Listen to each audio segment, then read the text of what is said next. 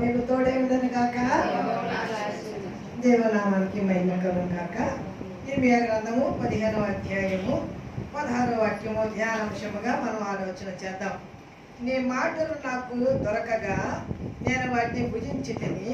సైన్యములకు అధిపతికి యెహోవా దేవా, నీ పేరు నాకు పెట్టబడెను గనుక నీ మాటలు నాకు సంతోషమును, నా హృదయమునకు ఆనందమును కలుగు చేయించున్నవి. నీ మాటలు నాకు దొరకగా, నేను చెప్పిన సాక్ష్యానికి జస్ట్ ముందు మాటలుగా ఈ మాటలు చెప్పాను. ఇప్పుడు ఏ మాటలు దొరికినాయండి నాకు? దేవుని మాటలు. దేవుడు ఎన్నిక లేని వారిని, పెంట కుప్పల మీద ఉన్న వారిని పైకి లేవనెత్తానన్నాడు. ఎస్తేరు ఎన్నిక లేనిదిగా బబులోను దేశానికి వచ్చింది. కానీ ఆ దేశంలో తను ఎలా ఉంచాడు? దేవుడు పట్టపరాణిగా ఉంచాడు. ఎన్నిక లేని వాడిగా వెళ్ళాడు యోసేపు ఐగుప్తు దేశానికి. ఆ దేశంలో యువరాజుగా ఉంచాడు. అంటే ఎన్నిక లేని వారమే, కానీ దేవుని యొక్క మాటలు విని ఆ మాటల చొప్పున మనం నడుచుకుంటే ఎన్నిక లేని మనను ఎన్నికైన జనాంగముగా, ఏ యోగ్యత లేని మనను యోగ్యులుగా, ఏ గుర్తింపు లేని మనలకు గుర్తింపు కలిగిన వారుగా, ఏ సుఖం లేని మనకు సుఖ సౌఖ్యములు కలిగిన వారుగా, ఆహారం లేని వారికి ఆహారము కలిగిన వారుగా, వస్త్రాలు లేని వారికి వస్త్రాలు కలిగిన వారుగా, గృహాలు లేని వారికి గృహాలు కలిగిన వారుగా, ఈ లోకంలో మనకి ఏం కావాలో మనం అడుగు వాటన్నిటికంటేను, ఊహించే వాటన్నిటికంటేను అత్యధికముగా ఇవ్వగలిగిన దేవుడు, మనం నమ్మిన దేవుడు. కనుక ఇక్కడ ఇర్మియాతో దేవుడు ఇశ్రాయేలు జనాంగాన్ని గురించి చెప్తున్న మాటలు మన మాటలుగా ఏదైనా ఆలోచించేద్దాం. నీ మాటలు నాకు దొరకగా నేను వాటిని భుజించితిని. భుజించడం అంటే ఏంటండి? వాక్యం ఎలా తింటారండి? వాక్యం భుజించడం అంటే వాక్యం తినడమే కదా. యెహెజ్కేలు గ్రంథము 3వ అధ్యాయము 1-3 వచనాలు చదువుదాం. యెహెజ్కేలు గ్రంథము 688వ పేజీ 3వ అధ్యాయము ప్రారంభం నుంచి 2-3 వచనాలు చదువుదాం. మరియు ఆయన నాతో ఇలాగ సెలవిచ్చెను, నరపుత్రుడా, నీకు కనబడ్డ దాన్ని భక్షింపుము. తినడం అంటే ఏంటి? భక్షించడం అంటే ఏంటి? రెండు ఒకటే. తినడం అన్నా భక్షించడం అన్నా రెండు ఒకటే. భక్షించుము. ఈ గ్రంథమును భక్షించి ఇశ్రాయేలుకు పోయి వారికి ప్రకటన చేసి. అంటే ఇప్పుడు వాక్యాన్ని తినాలి. అంటే తినాలంటే చదవాలి, వాక్యాన్ని వినాలి.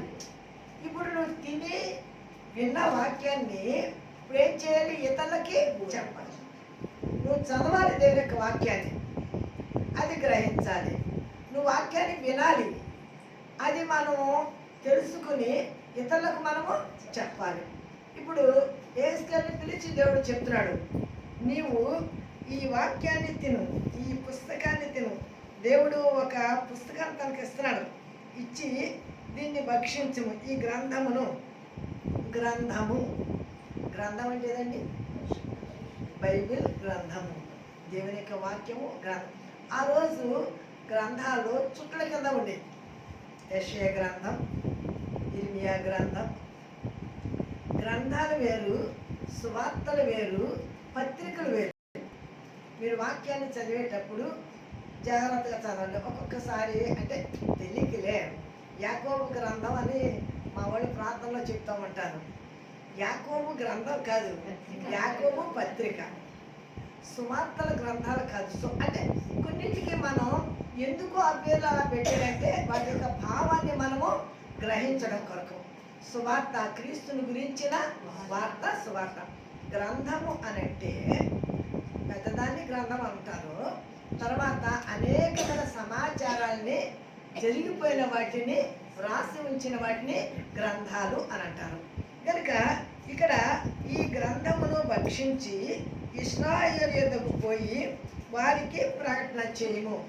ఈ వాక్యాన్ని చదివి నువ్వు ఇశ్రాయేలు వారి యొద్దకు వెళ్ళి ఈ వాక్యాన్ని చెప్పు. అర్థమవుతుంది కదా అని చెప్పిన మాట. దేవుడు నాతో కూడా ఒకరోజు మాట్లాడారు. సహజంగా ఆడవాళ్ళ సువార్త ప్రకటించకూడదు అనే నినాదం అప్పుడు ఇప్పుడు ఎప్పుడు ఉంటానే ఉంటుంది. నేను ఇలాగే ఎవరో అంటే ఎందుకు వచ్చిన గొడవ, నేను వాక్యం చెప్పని అక్కడికి వెళ్ళను, మీటింగ్కి వెళ్ళిపోతాను అని అనుకుని ఎవరో మీటింగ్కి పిలిస్తే వెళ్ళకుండా మీటింగ్కి వెళ్ళిపోయాను. ఇంకా జోషాన్ని మీటింగ్ జరుగుతూ ఉంటే గ్రూపుల్లోనూ వెళ్ళిపోయి మీటింగ్లో కూర్చున్నాను. మీటింగ్లో కూర్చుంటే అన్నయ్య వాక్యం చెప్పే ముందు ఓ పాట పాడించేవారు. సువార్తవాణిలో ఆయన పనిచేసేవారు. ఆ రోజుల్లో సువార్తవాణి బృందాన్ని అంతటిని తీసుకొచ్చారు. ఆ మంచి రోజులేనని చాలా చక్కటి సింగర్ పడతాను. తను ఒక పాట పాడింది. నాకు హృదయంలో దిగులు ఉంది, భయం ఉన్నది. ఎందుకు?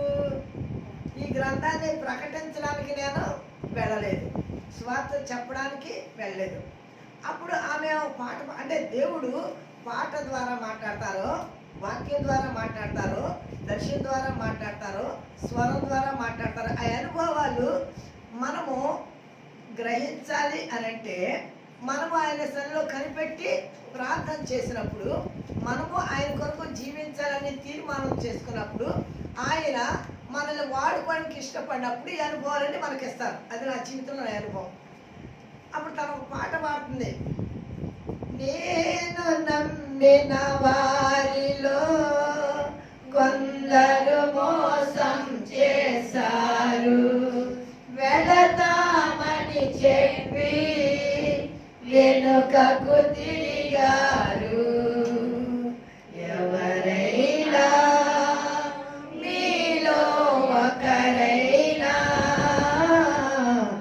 ఎవరైనా మీలో ఒకరైనా వెళతారా, నా ప్రేమను చెబుతారా, వెళతారా, నా ప్రేమను చెబుతారా, నా పేరే తెలియని ప్రజలు ఎందరూ ఉన్నారు, నా ప్రేమను వారికి ప్రకటింప కొందరే ఉన్నారు. నా వెంట్రుకలండి ఇలా ఒక్కసారి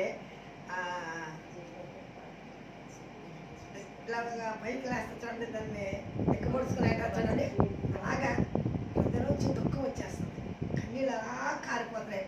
అంటే నేను నమ్మి నేను నీకు సువార్త ఇచ్చాను, నేను నమ్మి నా గ్రంథాన్ని నీ హృదయం ఉంచాను, నేను నమ్మి నా సువార్త ప్రకటిస్తామని నేను నిన్ను ఏర్పాటు చేసుకుంటే నువ్వు ఎవరో ఏదో అన్నారనేసి సువార్త ప్రకటించడం అనేసి ఇక్కడ కూర్చున్నాం.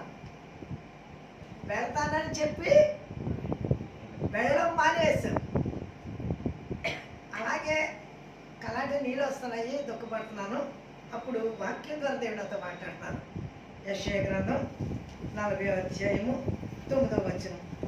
సియోను సువార్త ప్రకటించుచున్నదానా, ఉన్నత పర్వతం ఎక్కుము, యెరూషలేము సువార్త ప్రకటించుచున్నదానా, బలముగా ప్రకటించుము, భయపడక ప్రకటింపుము, ఇదిగో మీ దేవుడని యూదా పట్టణములకు ప్రకటింపుము. ఎందుకు నువ్వు భయపడుతున్నావు? 49 యెషయా గ్రంథం 40వ అధ్యాయము 9వ వచనం. సువార్త ప్రకటించుచున్నదా అంటే సూటిగా దేవుడు మాట్లాడే అనుభవం ఎలా ఉంటుందో నా అనుభవాన్ని మీతో పంచుకుంటున్నాను. సువార్త ప్రకటించుచున్నదానా, సువార్త ప్రకటించ మనసు కూర్చున్నావు. ఎందుకు కూర్చున్నావు? ఎవరో ఏదో అన్నారని, ఎవరో ఏదో అంటారని భయపడి కూర్చున్నావు.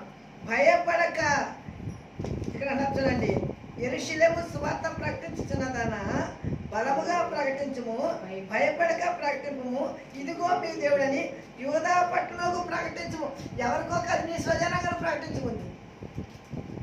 యూదా పట్టణంలో ప్రకటించు, నీ స్వజనంగా ప్రకటించు.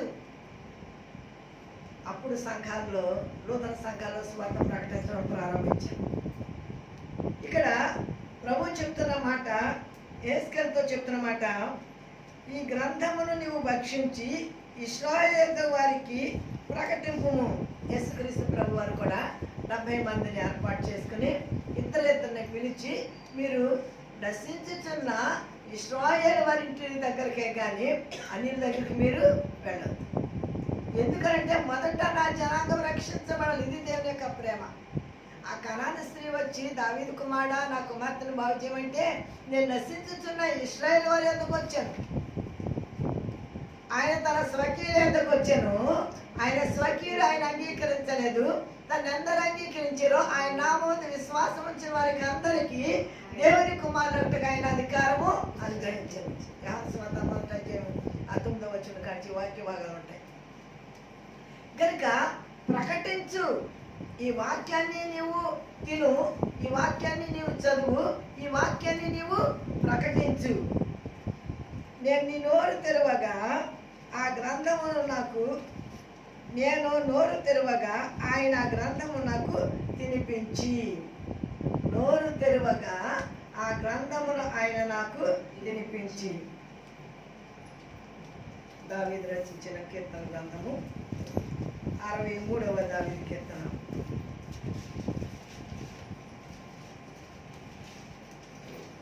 4-5 వచనం చదువుతాం. నా మంచం మీద నేను జ్ఞాపకం చేసుకుని రాత్రి జాములయందు నేను ధ్యానించినప్పుడు క్రొవ్వు మెదడు దొరికినట్లుగా నా ప్రాణం తృప్తి పొందుచున్నది. ఉత్సాహించు పలుకులతో నా నోరు నిన్ను గురించి గానము చేయుచున్నది. ఇక్కడ ఆ మాట ఉంచుకోండి, ఆ వాక్యాన్ని అక్కడ ఉంచుకొని నేను ఈ వాక్యం చెప్పిన తర్వాత మీకు ఆ వాక్యం చెప్తే బాగా అర్థమవుతుంది. 20వ గ్రంథము మన పాటలు మాత్రం అక్కడ ఉంచుకోండి. మన అక్కడికి వచ్చేస్తే నేను పాటలకు వస్తాను. 20వ గ్రంథము 15వ అధ్యాయము 16వ వచనం. నీ మాటలు నాకు దొరకగా నేను వాటిని భక్షించి తిని. కదండి, తినడం కానీ భక్షించడం కానీ. ఇక్కడ ఈ మాటలో ఈ మీద ద్వారా దేవుడు చెప్తున్నాడు. ఇక్కడ మాటలు యేసు ద్వారా దేవుడు చెప్తున్నాడు కదండి. అక్కడ దావీదు ద్వారా చెప్తున్నాడు. రాత్రి జాముల యందు ఆయన ఏం చేసేవాడటండి, దేవుని వాక్యాన్ని ధ్యానించేవాడంట. మందసాన్ని తీసుకురావాలనేసి క్రియచర్యంకి ఒక 30,000 మందిని తీసుకుని శూరుల్ని మందసం తీసుకొస్తా ఉంటే నా కోరు దగ్గర ఎదురు కాలు జారి మందసం పట్టుకోబోయేటప్పటికి ఉజ్జా పట్టుకున్నాడు. ఉజ్జా చచ్చిపోయాడు. అక్కడ ఉజ్జాన్ని పాతి పెట్టేసి మందసం పట్టుకెళ్ళి ఉభయదింపులో పెట్టేసి అప్పుడు వాక్యాన్ని ధ్యానించడం మొదలుపెట్టాడు. ఎందుకు నేను ఉభయదేము ఆశీర్వదించబడుతున్నాడు అన్న సంగతి విన్నాడు. నేను ఎందుకు ఆశీర్వదించబడలేదు, ఎందుకు మందసం దగ్గరకు వచ్చేటప్పటికి ఇలా జరిగింది అని వాక్యాన్ని ధ్యానించడం మొదలుపెట్టాడు. వాక్యాన్ని ధ్యానిస్తూ ఉంటే అప్పుడు సంఖ్యాకాండము 7వ అధ్యాయం 9వ వచనంలోనూ ఒక మాట ఉంటుంది. అక్కడ ఈ మందసాన్ని భుజాల మీద మొయ్యాలి కానీ బండ్ల మీద తీసుకురాకూడదు అని మోషే రాశాడు అక్కడ.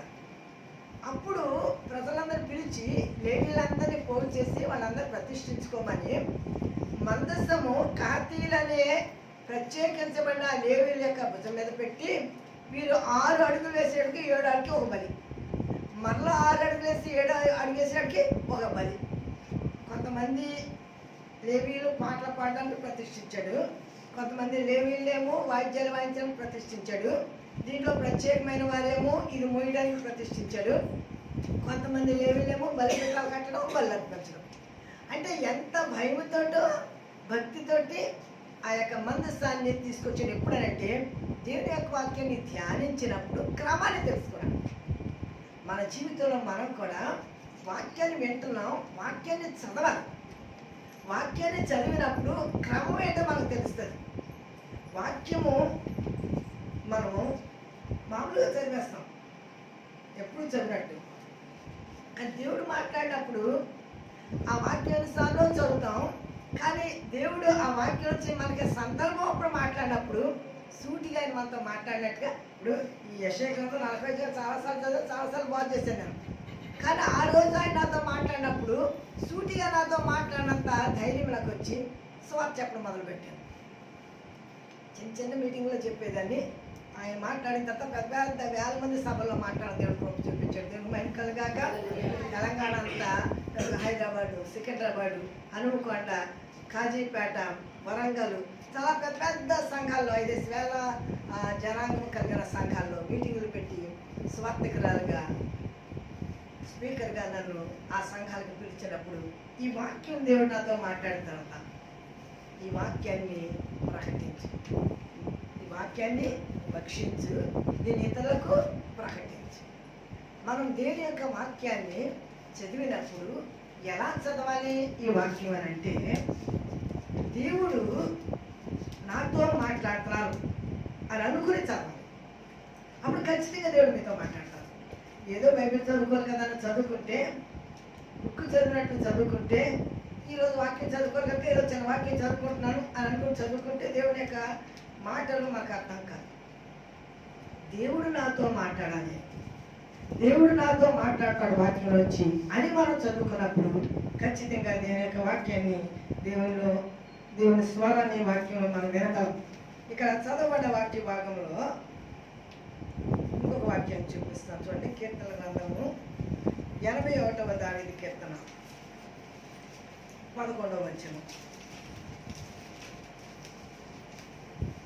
81వ దావీదు కీర్తన నా ప్రజలు 11వ వచనం 10వ వచనం చెప్తాను చూడమ్మా. ఐగుప్తు దేశంలో ఐగుప్తు దేశముల నుండి నిన్ను రప్పించిన నీ దేవుడగు యెహోవా నేనే. నీ నోరు బాగుగా తెరువుము, నేను దాన్ని నింపెదను. నీ నోరు బాగుగా తెరువుము, నేను నింపెదను. దావీదు రాత్రికాల సమయంలో దేవుని యొక్క వాక్యాన్ని ధ్యానించినప్పుడు ఎలా ఉందంటే మనకి వాక్యం క్రొవ్వు మెదడు దొరికినట్లు ఎంత తృప్తిగా ఉంటుందో అంత తృప్తిగా ఉన్నది నాకు ఈ వాక్యం అంటాను.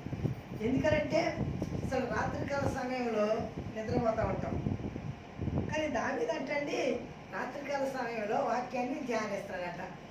రాత్రికాల సమయంలో ధ్యానించడం కారణం ఏంటండి? పగల సమయము గందరగోళం ఎక్కువ, పగల సమయము పనులు ఎక్కువ, పగల సమయం రాజుగారికి ఎన్ని ఉంటాయండి. కనుక ఆ రాత్రికాల సమయంలో ప్రశాంతమైన వాతావరణంలో దేవుని స్వరాన్ని వినాలని, దేవుని చిత్తాన్ని తెలుసుకోవాలని ఓ ప్రత్యేకమైన సమయాన్ని ఏర్పాటు చేసుకుని దేవుని సన్నిధిలో ప్రార్థన చేస్తున్నప్పుడు దేవుని యొక్క మాటలు వినేవాడట, దేవుని యొక్క స్వరాన్ని వినేవాడట. అందుకనే తన హృదయానికి అది మధురముగా ఉన్నది అని అంటున్నాడు. కనుక నీ నోరు బాగుగా తెరుము. పాట నువ్వు నోరు తెరువు, మాట వస్తుంది. నువ్వు సాక్ష్యం చెప్పడం, నీ నోరు తెరువు, నీలోంచి సాక్ష్యం వస్తుంది. ప్రార్థన చేయడం, నీ నోరు తెరువు, ప్రార్థన వస్తుంది. నాకు రాదండి అంటారు, నేను మాట్లాడచ్చా అంటాను. నీ బాధ నేను చెప్పు అని అంటాను. ఓ బోర్డు అంతా ఏకవరం పెట్టేస్తాను. నేను ఇవి నాకు చెప్పావు, నాకు చెప్తే ఇవి నాకన్నీ నీ బాధ చెప్పుకున్నావు కనుక ఏకవరం అంటారు. దీన్ని అదే దేవుడు చెప్పుకుంటే ప్రార్థన అంటాను. నువ్వు దేవుడికి చెప్పుకునేదే ప్రార్థన. నువ్వు దేవుడికి చెప్పుకో, నాకు చెప్తే నేను వింటాను, నేను దేవుడికి చెప్తాను. కానీ నువ్వే డైరెక్ట్ దేవుడికి చెప్పు. మధ్యవర్తులు అక్కర్లా, ఆయనే మనకు మధ్యవర్తిగా ఉన్నాడు. నువ్వు ఆయనకు చెప్పు, ఆయన నీ మాట వింటాడు, నీ ప్రార్థన ఆలకిస్తాడు. నీ నోరు తెరువు. మన నోరు తెరిస్తే నోటి దేవుడు ఏమిస్తాడండి? వాక్కు ఉంచుతాడండి. చూడండి, నీ నోరు బాగా తెరువు, దాన్ని నింపేదను. దేంతో నింపుతాడండి? దేవుని యొక్క మాటలతోటి నింపుతాడు. కనుక మనము ఈ ఎహెజ్కేలు గ్రంథంలో ఉన్న మాటని ఇంకొక మాట నేను చదివి మన పాటల కోసం మనము ఎహెజ్కేలు గ్రంథము 3వ అధ్యాయము. నేను నోరు తెరవగా ఆయన ఆ గ్రంథము నాకు తినిపించను. నరపుత్రుడా, నేను ఇచ్చుచున్న ఈ గ్రంథము ఆహారముగా తీసుకొని దానితో నీ కడుపు నింపుకొనుమని నాతో సెలవేయగా నేను దాన్ని భక్షించితిని. అది నా నోటికి తేనె వలె మధురముగా ఉండెను. నా నోటికి తేనె వలె మధురముగా ఉండెను. ఇంకా దావీదు గారు ఏమన్నాడండి అక్కడండి? క్రొవ్వు మెదడు దొరికినట్లుగా నా నోటికి మధురంగా ఉండదు. మధురము, వాక్యము మధురము. ఎప్పుడనంటే దేవుడు నీతో మాట్లాడినప్పుడు ఆ వాక్యము మధురముగా ఉంటుంది. దేవుడు మాట్లాడకపోతే వాక్యంగానే ఉంటుంది, కానీ మాట్లాడినప్పుడే మధురంగా ఉంటుంది, తీగా ఉంటుంది. నేను స్వార్థ ప్రకటించినప్పుడు రాజులు ఆ గృహాల దగ్గర నేను ఫస్ట్ టైంలో చాలామంది గృహాల దగ్గర కూలికలు పెట్టేదాన్ని. 10, 15 మంది, 20 మంది, 30 మంది కూర్చునేవారు.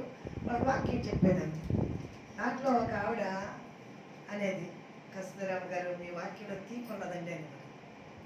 మీ వాక్యం తీయగా ఉంటుందండి అని. తీయగా ఉంటుందండి. కోపం వస్తే వాక్యానుసారంగా జీవించకపోతే అది చేదుగా కూడా ఉంటుంది. ఒకసారి చూద్దాం. ప్రకటన గ్రంథం 10వ అధ్యాయం. ప్రకటన గ్రంథం 10వ అధ్యాయం 9వ వచనం కాదు చెప్తానండి. నేను ఆ దూత యొద్దకు వెళ్ళి ఆ చిన్న పుస్తకం నాకు ఇమ్మని అడగగా ఆయన దాన్ని తీసుకొని తినివేయము. అది నీ కడుపునకు చేతును కానీ నీ నోటికి తేనె వలె మధురంగా ఉండునని నాతో చెప్పాను. ఇక్కడ కడుపునకు చేదు, నోటికి మధురం. వినడానికి చాలా మధురంగా ఉంటుంది, పాడడానికి చాలా మధురంగా ఉంటుంది, ప్రకటించడానికి చాలా మధురంగా ఉంటుంది. కడుపునకు చేదు ఎందుకన్నారండి? జీవితంలో వాక్యానుసారంగా జీవించడం వచ్చే కష్టాలు, శ్రమలు, సమస్యలు, నిందలు, బాధలు, భయాలు అవి చేదుగా ఉంటాయి. కానీ ఆ చేదు నీకు క్షేమాన్ని ఇస్తుంది, ఆ చేదు నీకు ఆరోగ్యాన్ని ఇస్తుంది. కనుక అది చేదుగా ఉండొచ్చు కానీ నోటికి తేనె వలె మధురంగా ఉండరని నాతో చెప్పాను. అంతటా నేను ఆ చిన్న పుస్తకమును దూత చేతిలో నుండి తీసుకొని దాన్ని తినివేస్తుంది. అది నా నోటికి తేనె వలె మధురముగాను ఉండేను కానీ నేను దాన్ని తినివేసిన తర్వాత నా కడుపునకు చేదాయను. ఎల్లప్పుడూ చాలా మధురం. యేసుప్రభువు నమ్ముకున్నప్పుడు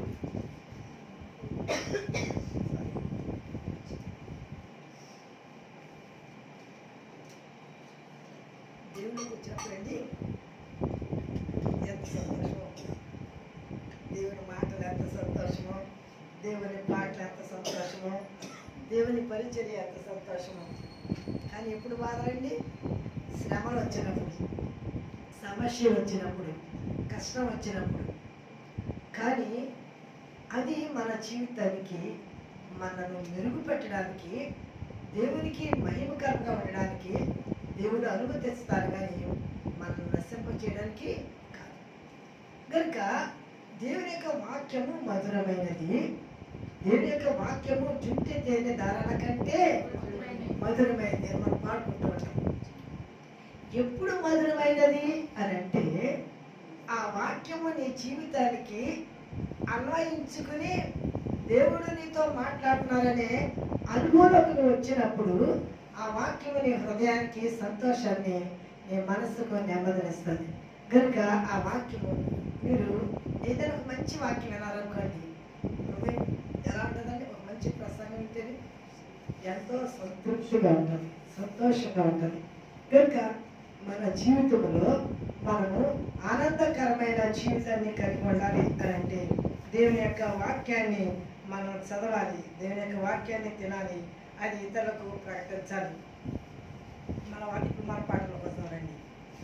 దేవుని యొక్క గ్రంథము 15వ అధ్యాయంలోకి నేను ఒక వచనమే చదివాను, 16వ వచనం.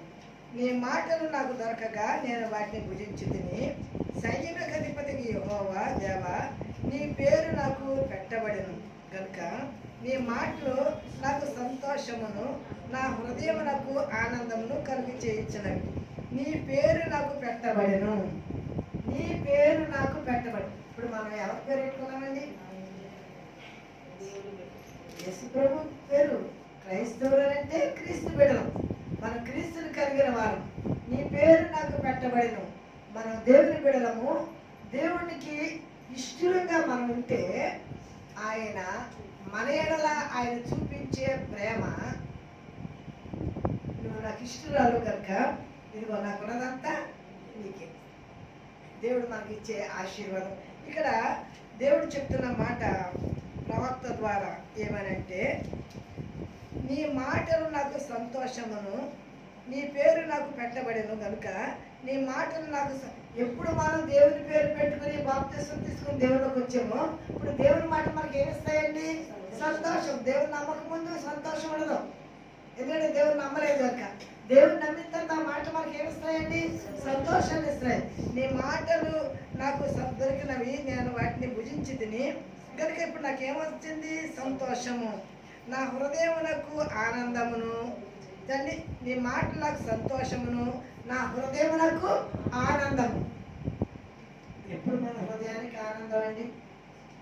దేవుడు మనతో మాట్లాడినప్పుడు, దేవుడి స్వరాన్ని మనము విన్నప్పుడు హృదయానికి ఆనందం. మన హృదయం నిండుగా దేవుడు అనుకోండి, హృదయం నిండుగా వాక్యం ఉందనుకోండి, హృదయం నిండుగా దేవుని పాటలు అనుకోండి, హృదయం నిండుగా దేవుని మాటలు అనుకోండి, హృదయం దేనితో నింపబడుతుందండి? సంతోషంతో నింపబడుతుంది. పాటలు హృదయం సంతోషంగా నింపబడితే వస్తాయి, మనం పట్టించండి, పాటలు వస్తాయి, స్తుతి వస్తుంది, ఆరాధన వస్తుంది. దేవుని నామానికి మహిమకరముగా మన యొక్క జీవితము అనేక మందికి ఆశ్చర్యకరంగా దేవుడు మార్చేస్తాడు. దేవుడు మహిమకరంగా. హల్లెలూయా. 17 వచనం. సంతోషించే వారి సమూహంలో నేను కూర్చుండలేదు.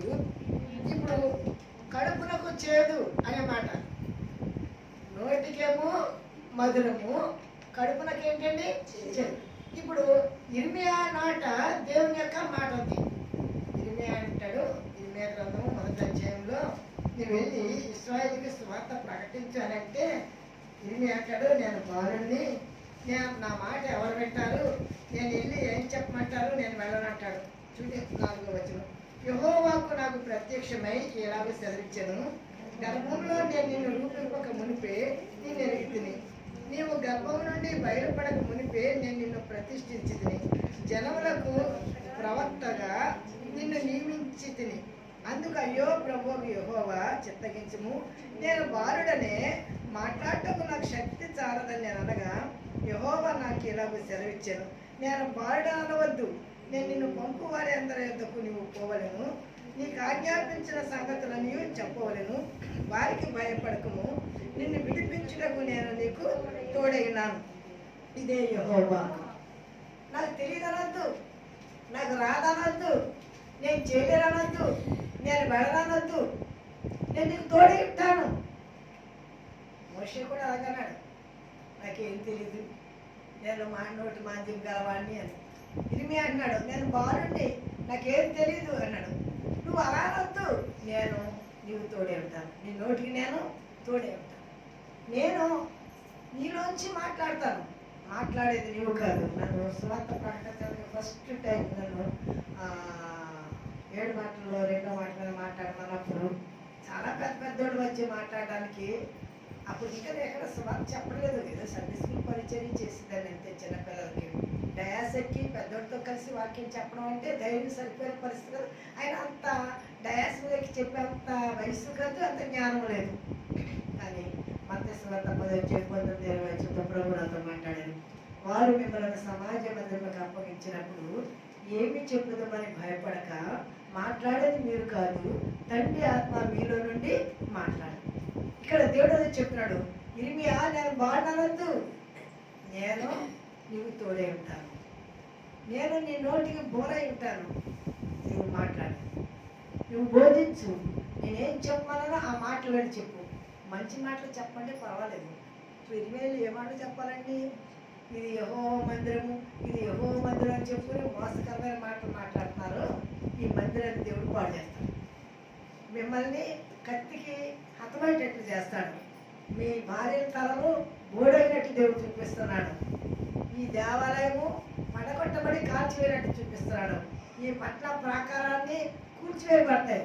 ఈ మాట చెప్తారు ఊరుకుంటారండి? తీసుకెళ్ళి కొట్టేసి జైలు పడేసి అన్నబెట్టడం మానేసి, అయ్యో ప్రభువా నీ మాటలు చెప్తేనేమో వాడు ఊరుకోరు, చెప్పకపోతే నువ్వు ఊరుకోవు, చెప్పకపోతే నువ్వు ఊరుకోవు, చెప్తే వాళ్ళు ఊరుకోరు. సేవకులంతా తప్పియ్యారండి, ప్రవక్తలు ఎక్కడ బాగా అయ్యారండి. అయినా చెప్పాలి, వారు విన్నా వినప్పుడు ఏసుకెళ్ళు, వారు వింటలేదు ప్రభా నేను చెప్పను అంటే ఏసుకెళ్ళు చెప్పనవద్దు, నువ్వు వెళ్ళు. నువ్వు చెప్పకపోతే వారి యొక్క పాపానికి నువ్వు ఉత్తరవాది అవుతావు, నువ్వు చెప్పినా వినకపోతే వారి పాపానికి వారే ఉత్తరవాది. చెప్పకపోతే వాడు ఏమంటారు తెలుసా, మాకు ఎవరు చెప్పలేదు, కస్తూరమ్మ గారు చెప్పుకుంటేనండి మేము మారు మనసు పొందుతామండి అనేసి అన్నారనుకో, రేపు కట్టలు కూడా వచ్చి సాక్ష్యం చెప్తుంది, ఈ మైక్ కూడా వచ్చి సాక్ష్యం చెప్తుంది. డేట్లు ఏమిటి